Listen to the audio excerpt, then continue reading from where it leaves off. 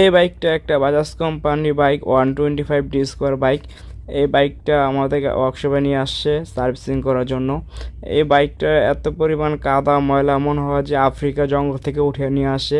দেখেন এই বাইকের যে পরিমাণ কাদা আর ময়লা। তারপরে দেখেন এই বাইকের ব্রেক প্যাডেলটা অবস্থাটা কি, আইল্যান্ডের সাথে বাড়ি খেয়ে ব্রেক প্যাডেলটা বাঁকা হয়ে পা দেনের সাথে একসাথে হয়ে গেছে। তো যাই হোক, আমরা ব্রেক প্যাডেলটা এটা লেদে নিয়ে ব্রেক প্যাডেলটা আমরা রিপেয়ার করে দিব।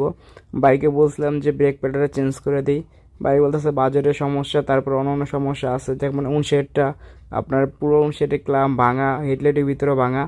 তো এটাও বলছে চেঞ্জ করে দিই, বাইক বলতেছে যে বাজেটের সমস্যা, আপাতত রিপেয়ার করে দেন, আর যেগুলো না চেঞ্জ করলে নয় সেইগুলো চেঞ্জ করে দেন।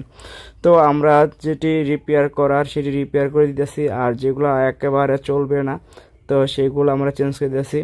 তো যেমন বাইকের দুই চাকার ব্রেক শু, সামনের ব্রেক শু চেঞ্জ করছি, পিছনের ব্রেক শু চেঞ্জ করছি, পিছনের চাকা ড্যাম রাবার বেয়ারিং এগুলো চেঞ্জ করা হয়েছে।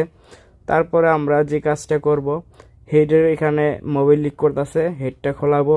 হেডটা খোলানোর পরে হেডের যে গ্যাস কিটটা আছে আমরা এই গ্যাস কিটটা পরিবর্তন করে দিব। ট্যাঙ্কিটা খোলার পর দেখেন ভিতরে কত পরিমাণ ময়লা জমছে।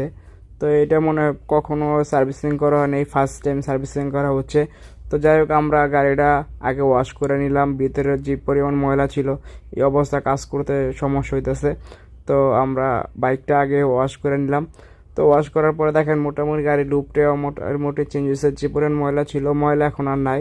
তো গাড়িটা মনে হয় যে নতুন একটা জীবন ফিরে পাইছে। তো মূলত এখন যে কাজটা আছে হেডের গ্যাসকেট লিক করে। তো আমরা সেই হেডটা এখন খোলাবো, হেডটা খুইলাম, যে হেডের যে গ্যাসকেটটা আছে গ্যাসকেটটা আমরা চেঞ্জ করে দিব, যত হেডটা লিক না করে, হেডের ওখান দিয়ে যেন মোবিল না পড়ে।